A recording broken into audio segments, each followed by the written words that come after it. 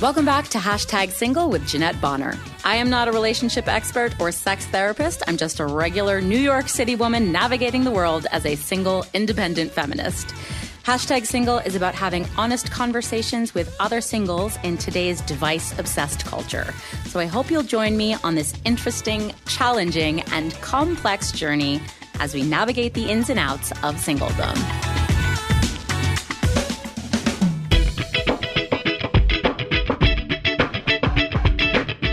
Hello, beautiful single people. Welcome back to #Single. I'm Jeanette Bonner, your host. By the time you're hearing this episode, we're probably still in quarantine. Yay! So we are recording this episode like the last one from the bounty of our confined spaces from our individual homes. So it might sound a little different to you than previous episodes, but this time it's really important to connect to people. So I still wanted to have the podcast. So I've got two virtual guests.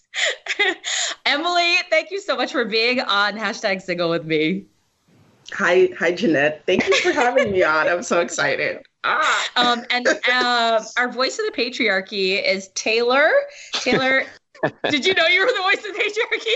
I had no idea, but you know what? I have no problem either playing the bad guy or just the guy. So I'm perfectly fine with either. I've had several guests not be Taylor is a friend of Emily's and she brought him in. So they're like, hey, do you want to do this podcast with me? And then they're like, surprise, here's what it is. So yes, we are a feminist podcast. It's just a feminist joke. You are not meant to represent the entire patriarchy, obviously, but it's just to get a male perspective counterpoint to whatever Emily and I talk about today. So the rules for the voice of the patriarchy is that you use your wonderful listening skills to hear what Emily and I are going to talk about today. And then we'll check in with you and see what's got you riled up and see if you agree or disagree or have anything to add. How's that sound? Perfect. Now, is this clean or do I have to watch my language? I mean, we've been cursing since I started, so no one's come after me. So I'm going to say, let's keep a good run. Okay, that's awesome. Okay, perfect. Gotcha. I don't think the internet is regulated by the FCC, but so yeah, have at it. We talk about dick pics and all sorts of horrible sex jokes. So, let's get in there. Why not? Awesome. Emily. Hi, Jeanette. There's faces and we're so excited just to look at another human being in the eye. I know. We're acting like nerds. Hi, how are you? Well, Emily agreed to be on this podcast several weeks ago, obviously when we were not in quarantine. So thank you so much for adjusting to the situation on. I'm assuming you're still single since we last talked. Yes. And nothing has changed. We're even more single than we were before because we are alone. I wanted to bring Emily on the podcast because I think she's the definition of a badass woman she has a podcast herself with a huge amount of followers, is an expert in Bitcoin and sort of digital currency, if you will.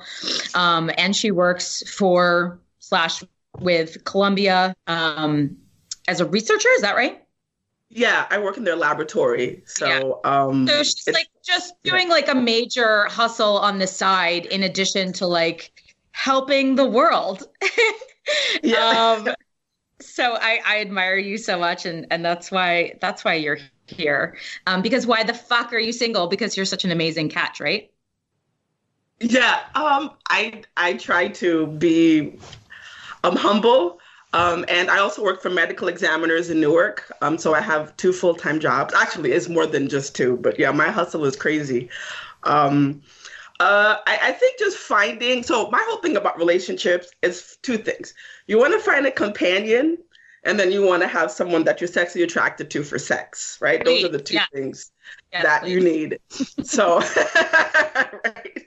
So in my journey in this life is finding those 2 things, because there's people that you're sexually compatible with, but they're not a good companion, and vice versa. They might be a good companion, but you're not sexually, meshing. So that's the hard part. I think that is essentially the really hard part. I've gone on a lot of nice dates, what I call nice dates with conversations with people, but I didn't want to make out with them at the end of the day. Or I've like been really attracted to people who are just like a-holes in terms of communication and empathy and just connecting on a real level. So I hear you. Those two things synonymously are really hard to find. Tell me a little bit about your dating journey. Where are you at? What have you been doing recently? How long's it been? Okay, so then I was in a relationship for 3 years and I broke up in 2018 before the holidays, before Christmas. I'm like, I got to get out of this. And that relationship was for 3 years and it was a good relationship, but it was just, we weren't compatible in the sense that where he wanted to go in his life, that's not where I wanted to go and vice versa. We had different goals. So that was an issue. Just hanging out. And like I learned a lot of stuff from him. He liked to go fishing. So I learned how to fish. And he was like an outdoorsy type of guy. So I like that because there's a part of me that's outdoorsy. So that was cool. But like my ambition and where I wanted to go and the things I wanted to do, it was above where he was at. So there was, you know, like, because I have I want to rule the world type of, like, I have things to do. Like, that's me. And I think in dating, if your guy is not on that same page as you, it's not going to work because he just want to chill and go fishing and do this. And I'm thinking about how to do my podcast and how to market and for him, it's like, it's too much work. So I'm very much a worker, a doer. I want to impact. I want to leave a legacy. And that's like, you know, that shows Succession. So it's too much Succession for him. And it's not enough just regular Joe girl just hanging and fishing. What is it that like men just want to like have a good time? And you're like, no, I want to take over the world. I need you to help me do that. Because I think there's a lot of women like you that I'm having on the podcast, and me too, who are just who need to be with a partner that understands that drive and that passion and equally needs to feel challenged and supported by that person and not like you're the problem. You know what I mean? Yeah. And the thing about it is that you don't even have to help me get there. I just want you to support and want yourself to get someplace, right? So that's really the issue. Is about like they're like not unsupportive, but they're not trying to get anything for themselves. So that's my biggest problem, is that I'm striving and then they're coming back, oh, you're working too much and you're doing so. And the reason why is because I feel in male and female relationships, there's been a flip, meaning that men came back from the war. Men were the providers. Men had to work hard, right? So they had to go and they had to feed their families and feed their children. And so then what happened is there was this part of the culture where they had to be ambitious and they had to be the breadwinners. And so there was this thing. And then during, you know, not just like mid-century, but like literally for hundreds of years, that was the setup. That's the definition of a patriarchal society. Yeah. Yes. Mm-hmm. And what happens is the patriarchal society, I have a hard time saying that, but that type of society is broke. A lot of men don't have fathers. They don't have father figures, like what being a man is, right? So then what happened is I was raised a lot by my aunts and my mother and my grandmother. And these are women who had to sacrifice and do a lot of stuff for their kids. And it's funny because I learned this during their funerals. Like my grandmother worked at a Lego factory making $25 a week to bring all her kids from Haiti. Like you learn all these things that these women did to support their families and to support their kids and to put their kids through college and put me through private school and to private college, right? So my mother invested a lot in me education-wise. And at the end of the day, I understand that. So then that's why me as an adult, I'm giving back. Yeah. And it's not this whole, my end and be all in my brain and my personality isn't to get married and to have kids, right? Those are two different paths. My path is to be a successful person, to leave a legacy, leave generational wealth, be there for my friends, be there for my family. So that's what me being here is.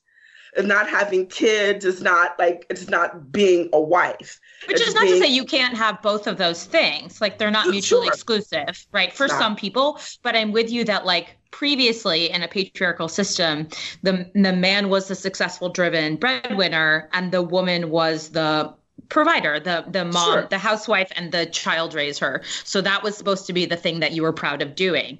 Yeah. So now that women have been given permission, I hate that word, but like are allowed to be doing the things that we want to be doing, having a family and having kids and having a marriage are more of a choice, and not necessarily like a given. It's just like someone explained it recently, like it is yet another option for your life. It is not the only option for your life.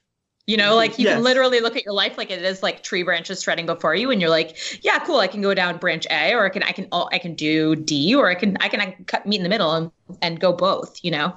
Women are so wonderful because we're very long-term thinkers, unlike men. Yes. Just keep it real. Men will see about this close to them, most of them, right? Because when women project for long times. That's why for us, we're the best financial planners. We're the best strategic planners. We're the best business because we think, and that's why I got into finance, is to prove that. Like, we're very good with money. Like, we've been balancing checkbooks for like managing finances. And I feel we should take that power back. I've been planning for my retirement since I was 28 years old.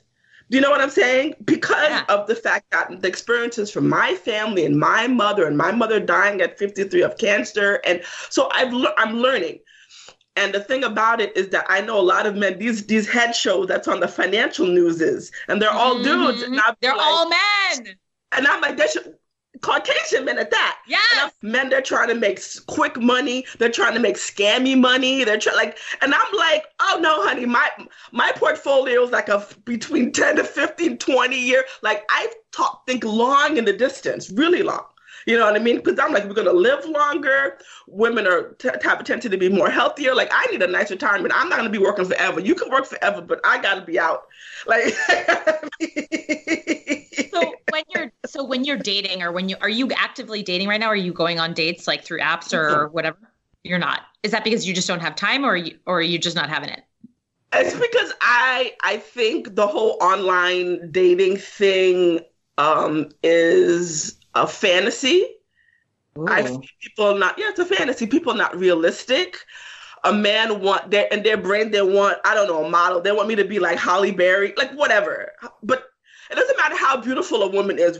Everybody gets older. Their size changes. And at the end of the day, because they think like this, they're looking for whatever. But the most beautiful woman has gotten divorced, and there's a man like Bruce Willis. For the most beautiful woman, there's a man who's sick of her. It doesn't matter how good she looks, right?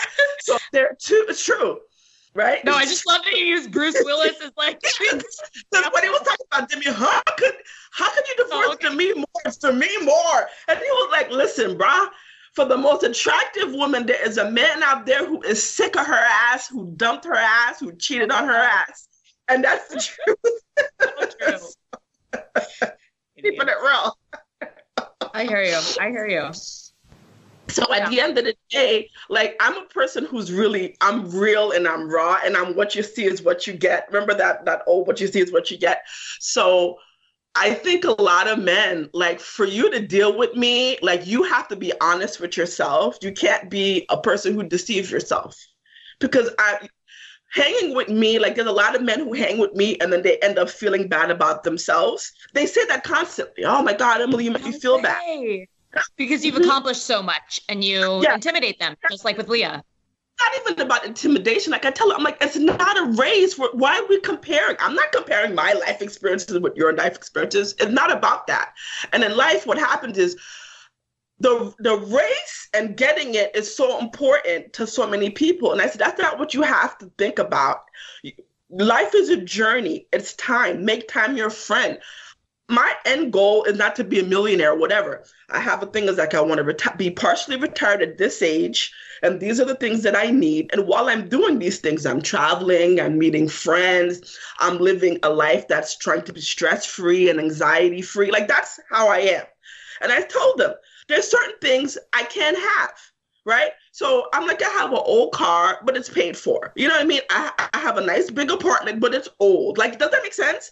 So in life, you have to make these types of you have to make these types of not like concessions. You have to make concessions. And at the end of the day, it's not to have people like, oh, I need $1 million or $2 million. It's not about that. I want to live a life where I'm not stressed about certain things. And that's the equilibrium I'm living at. Right. Does that make sense? It absolutely does. And I don't see why men shouldn't be able to, excuse me, why men shouldn't be able to embrace that concept as well. Like, that seems really sane. If you're just trying to aspire to those things in your own life, like, why should that intimidate someone you're dating, much less, or just even anyone else, period? Like, why I'm not, like, I'm inspired by you, but I'm not intimidated by your success. Do you know what I mean? Like, yeah. So I don't know why that dynamic throws off the potential of romantic relationships. Cause this is not the first time I've heard that before. Or it's just a very small percentage of the population of men that are cool with our type of women. In their man's brain is a competition going on constantly. Like, it's like with other men. With everybody, even with the women they date, like, I have to date a hotter woman, or they have to date a woman that other people will approve. Like, there's this competition going on. And I feel, and I get it, right? So it's like sports teams, and it's like, mine is better. And, it gives, there's a lot of, like, bravado, is that a good word for it? Machismo. There's like, you're right. There's like a lot of competition built into kind of a masculine. I mean, of course, we're making a huge generalization here, because when we say men, we're talking about this specific kind of man, I guess. But like, just to generalize even more, since we're already going down the dark rabbit hole, I'm thinking about like dudes in finance who you're probably coming up against all the time, like the men on TV, for example, or like brokers of Wall Street. They all fit into like a really specific box, whether they mean to or not. And there's definitely competition within that little clique down on Wall Street. So and my idea, they should really love women like me, because we could discuss finance, like, and that's the thing. Yeah, you're on their level. Yeah, but they're uncomfortable with that, because what happens when I go and talk, there's so much of proving, like, oh, she really does know what she's talking about. Like, as I talk, because they want to, because they want to basically disregard me, like, then throw me away. And I'll be like, well, I'm really smart, right? I'm a smart person. Like, I have a degree in biochemistry and molecular biology.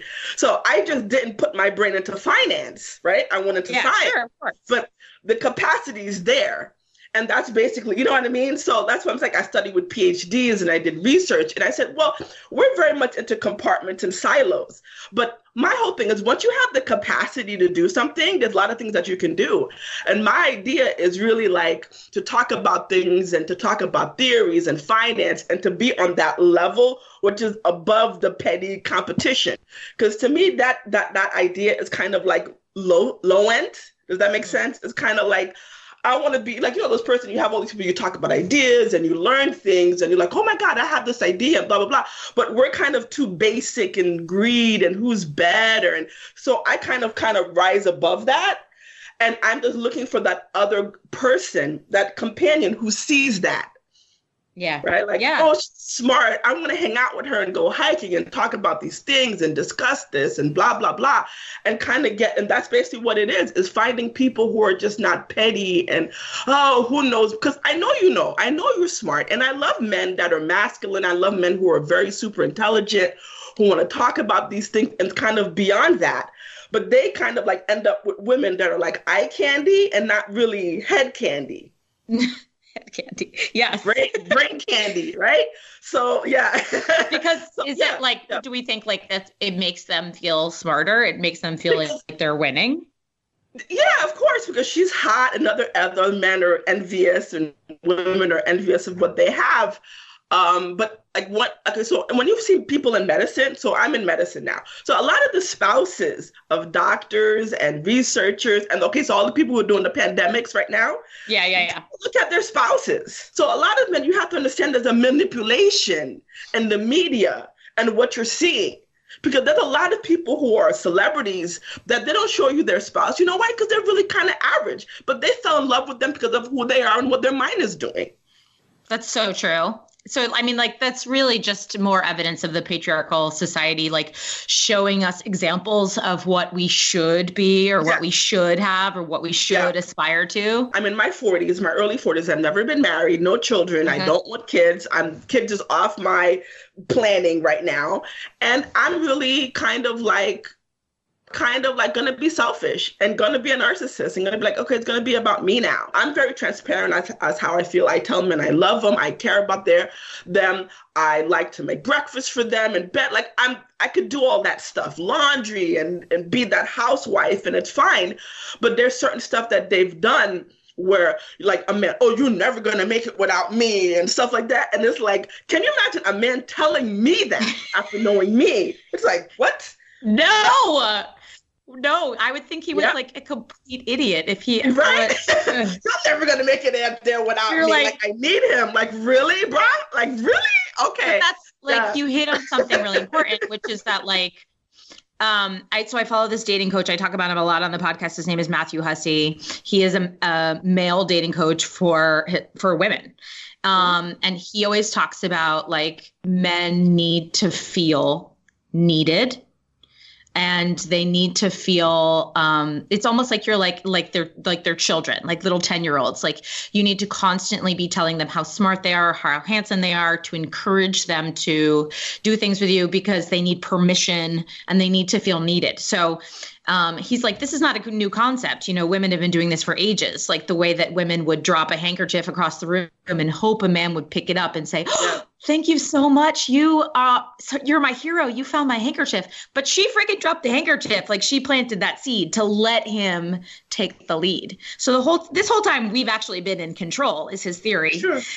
We've just we've let men think that they are in control because it serves the male ego. So my whole thing is that Emily's like buying second homes and all. So if you're still like living at home with the parents, does that make sense? Yes. Right. So, yes. Someone told me once in my I had a long-term. It's not going to work. It's not going to work. I had a long-term relationship in my 20s for 5.5 years. And towards the end of it, I mean, I ended up breaking up with him and I was devastated that it didn't work. Like, it seems weird, but I made the choice to end it because I knew in my head that it wasn't working. Yeah. And someone explained it to me very aptly once. They were like, when you guys started, you were at the same level. And then but you continued to grow and you outpaced him. So by the end of your relationship, you know, you may have started in the same place, but you were sort of like a kilometer ahead of him in the race. And that's, I was like, oh my gosh, well, like, I guess I hadn't really thought of that before. Like if you're in a relationship, you have to grow together at the same pace. Yep. Otherwise, like it's going to become disjointed, and women really do need someone who can, certain women do need someone who can keep pace with them. Otherwise I'm going to be like, you know what? I'm like you, I am great on my own. like honestly, we could date, we could have sex, but like I'm taking care of my business as I know you are. I got myself covered.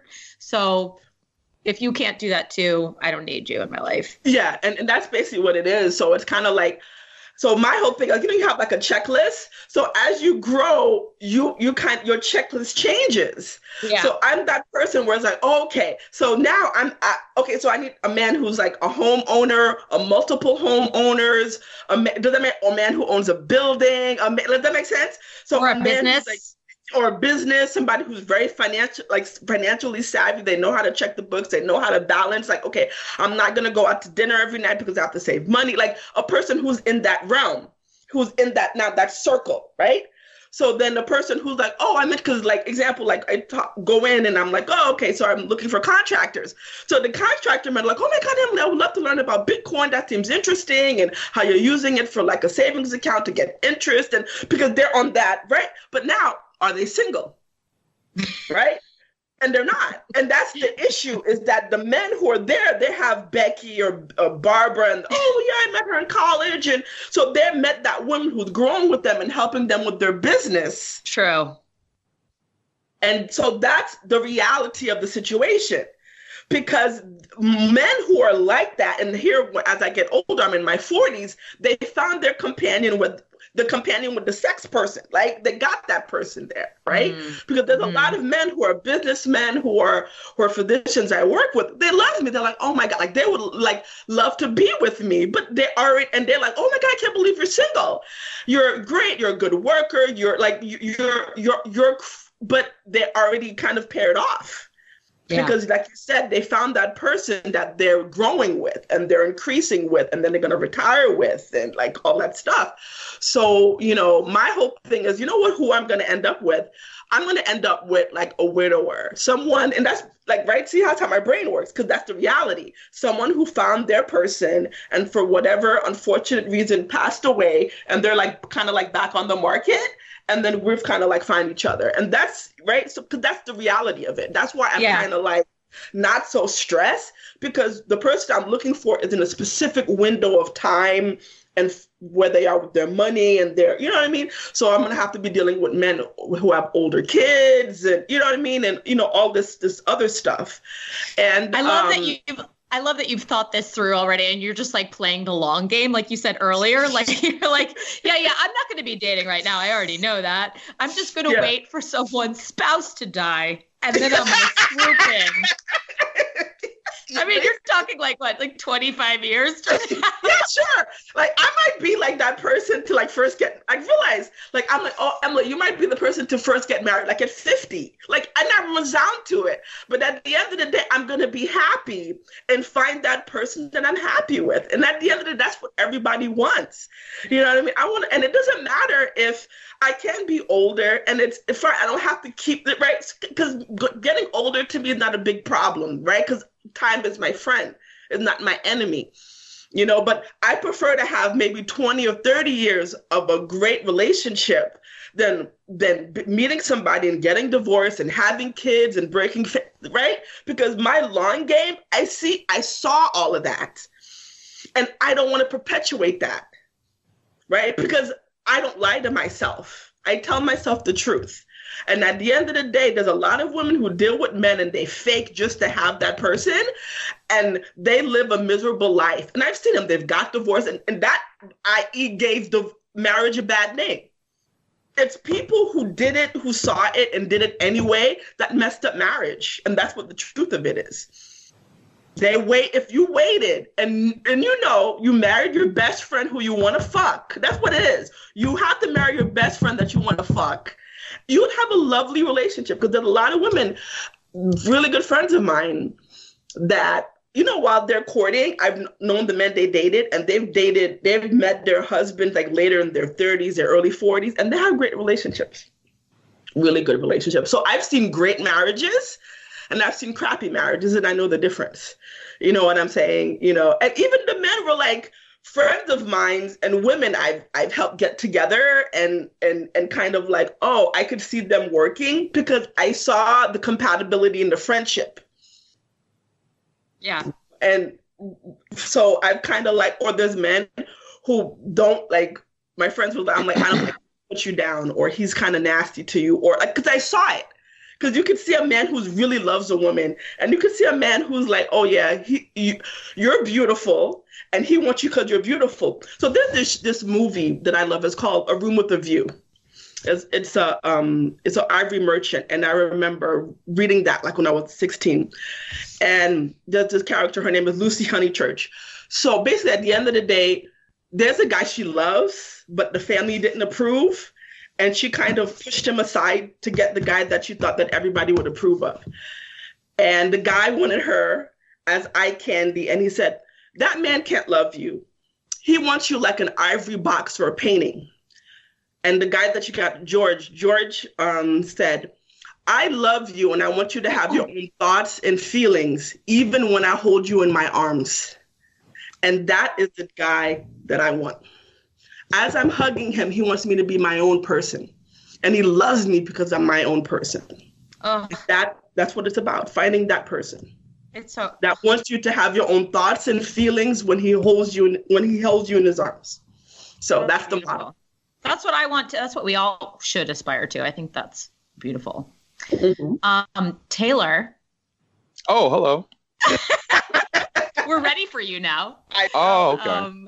I feel like we dumped a lot into the atmosphere. And certainly we brought up a lot of things we were making a lot of assumptions about how men believe and react and what they want. And so now is your time. I would love to hear any, your perspective on any of those assumptions that we made or anything that came up for you. So I'll say this, and I think it's always important to provide some context because I also had to check the date. I'm about just 3.5 weeks away from turning 30. So that kind of puts me in a very interesting, and very interesting demographic, even though I've been told I have a bit of an old soul. So I would say I absolutely agree because, obviously the part of me that has to suppress the patriarchal side that's there is going to be like, oh, well, I disagree. No, I do agree from both you ladies' perspectives on what you've seen in men. And as someone that has been around those guys, I've been around those arenas as well, because before I got into digital arts and media, I dabbled a lot in corporate finance. So from working for, Bank of America, Merrill Lynch, from working with JP Morgan, having a mother who's been a banker for over 30 years. So I've been in those arenas and I've seen those COOs and those different guys and the sort of women that they kept. But then I guess on the flip side, it really depends on the guy. Just like I think it would also it also depends on the situation. So I do know those guys who are with the women who are subservient, who are pretty much eye candy. And like you said, are the ones that are good homemakers and, the term is escaping me now, but pretty much keep the bed warm, if you will. So, there's definitely guys that go for that. I think just speaking from my own, experience with some of my, closer friends and just seeing their interest, it truly does depend, because I've seen a lot of guys who have been self-established and mean well and want to be family men. But then on the flip side, they're with these women. And again, I'm not throwing this as a generalization. Maybe it's just for my generation too, that you have a lot of these women who are like, well, I do all of this. I'm independent. I don't need a person in my life. I may just want you for this specific function. And then that's that. But now the guy wants more because he's telling himself, well, I'd love to build with you. I'd love to grow with you and create a family dynamic. Maybe us come together, with our own finances and invest in something and just build and grow. Whereas the woman's like, nah, I'm a feminist. It's all about me and what I'm going to do. I'm going to live my best life. I'm living my best life. I don't need you. And the thing is, go ahead. What are you about to say? No, I was going to say, I just have a theory that this has actually just come up from from fundraising, is that when I was fundraising, I was having trouble raising funds for a project I was making. And I spoke to a coach and she said, I think you're having trouble because the image you're putting forth on social media is that you got this. Like, you're really put together. You're all good. It doesn't look like you need help.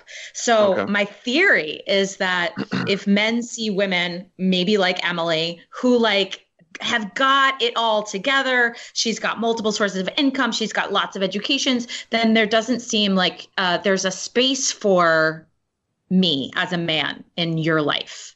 Do you follow what I'm saying?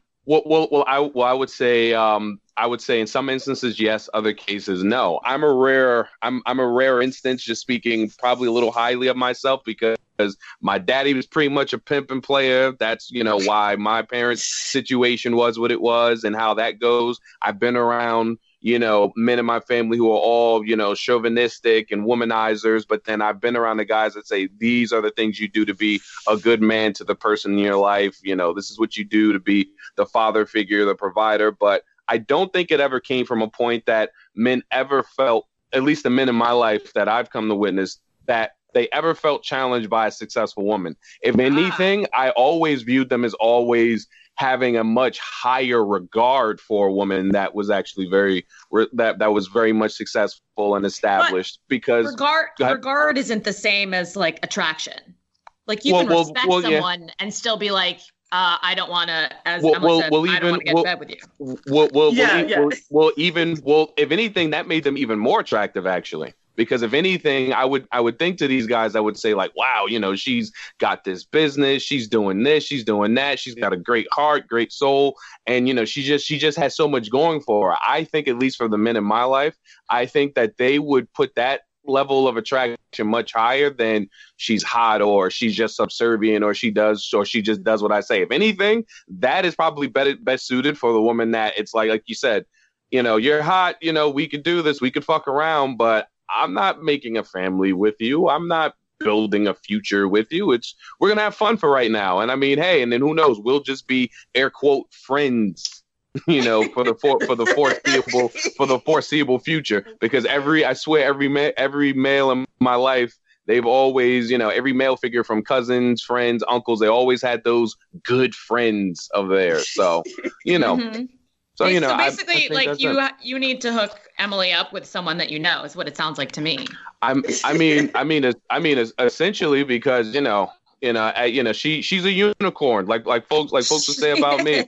I'm a unicorn. It's like, listen, you're this person that's a good person. You're self-made, enterprising. You don't have kids. You aren't someone that's out here, being a menace to society. You're a unicorn. All things considered. So, folks definitely look at that highly. Have you ever been on a date where you felt intimidated or you just didn't connect with someone because of their success? In the very beginning of said instance of dating someone, I did feel that sense of like, well, am I just going to be seen as this plaything to her, or am I someone that she might see as a viable partner? Because again, this woman, she's older than me. She's much more established, has way more, has all these graduate degrees, these investments, all these different things. And I'm like, well, here I am, this, not so starving artist who's putting together a production company and putting things together. And it's like, I'm basically looking at it from her standpoint of, well, here I am, pretty good where I am right now, and you're starting up and you're developing. So she and I, we would always make the reference of almost like in football where it's like, hey, you're the rookie quarterback that needs to lead this team, and I'm the head coach saying, all right, look, kid, this is what you got to do, okay? Do this, do that, do this, and I promise you we will get success. Just follow my lead. Some men would not go for that because then they would feel like, okay, she's just telling me, she's looking down upon me and she's doing all those things. Whereas someone like myself, I'm like, oh, because given my past dating experience, I'm like, oh, there's a partner here. Finally. Oh, I like that. Finally, there's someone that's actually like, hey, we're in this together. I see what you're trying to do, and let's build off of that. So you're saying it's like not necessarily about control, that like I think the sort of prevailing theory is that men don't like to be with successful women because they like to be in control, but more about like the fear of being seen as a plaything or not serious. Yeah, it's the idea of being seen as inferior even to your own partner, even though you may think like, oh, but what about gender roles and societal roles? Like, I'll say example, and again, I know I don't meet the criteria, but I did have someone come to me and be like, oh, that's right, you're the that's right, your wife is the doctor, and I'm thinking to myself, okay, she's not a doctor yet, and she's not my wife yet, but then they said, oh, and you're the artist. Okay. And it immediately made me feel like, oh, how cute. So it's like, oh, how cute. You're the pet thing while she's the person that's out here changing the world. So the thing is that I guess it becomes less the power dynamic and more so just the idea that even when it comes to men, society does play this role, and it even presents itself in relationships where it's like, okay, cool. Even in instances where the woman may have been making more money, may be more established, you still have to sort of play kind of a little bit along the lines of those gender roles. So if you go out, there's no way you're just letting her foot the bill. Now, are you? No. I'm like, you're the man here. If you asked her out, take her out.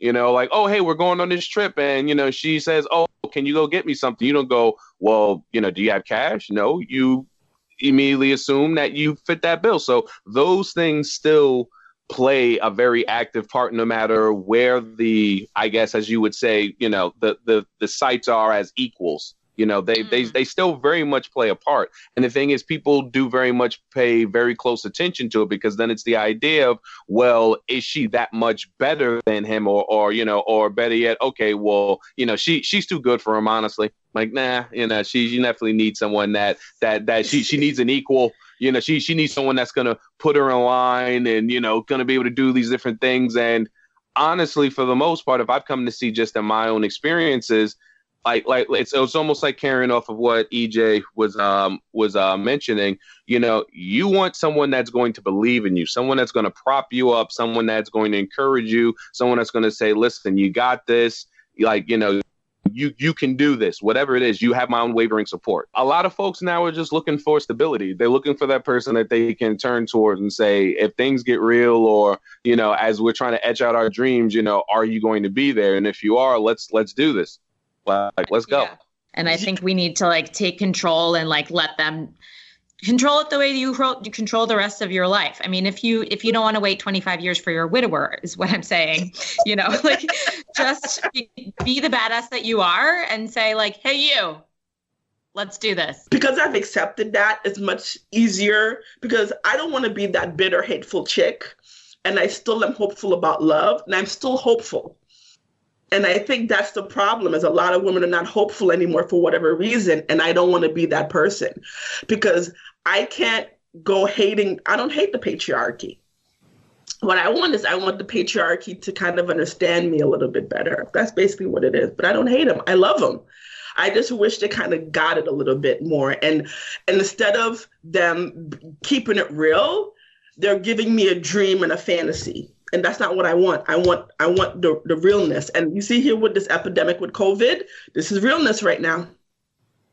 Emily, I wish we were in the same room together and I would just give you the biggest effing hug, because I just know that I'm like right there with you, and that there's a lot of people also, you know, that's the reason why I started this podcast, and my guests that have been on this podcast that are all feeling the same frustrations that you are. Like there's something just like not aligned in the world. But I mean, all I can say is that I think you're incredible, wonderful, successful, beautiful, warm-hearted person.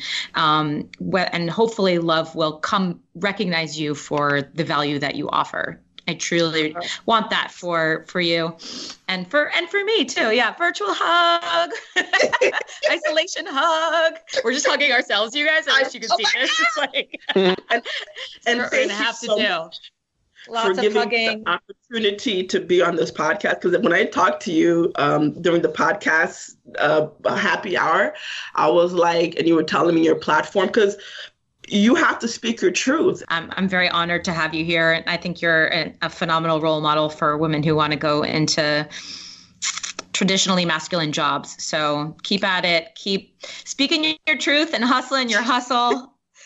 Taylor, I hope someday we get to meet in real life. Oh, absolutely. That would be amazing. Thank you for, like I said, saying yes to a total stranger and for sharing your wisdom with us. I appreciate your presence here as well. Oh, of course. No, I absolutely appreciate platforms like this because people need it. I think, you know, the modern women like yourselves absolutely need this, just to know that it's not just you.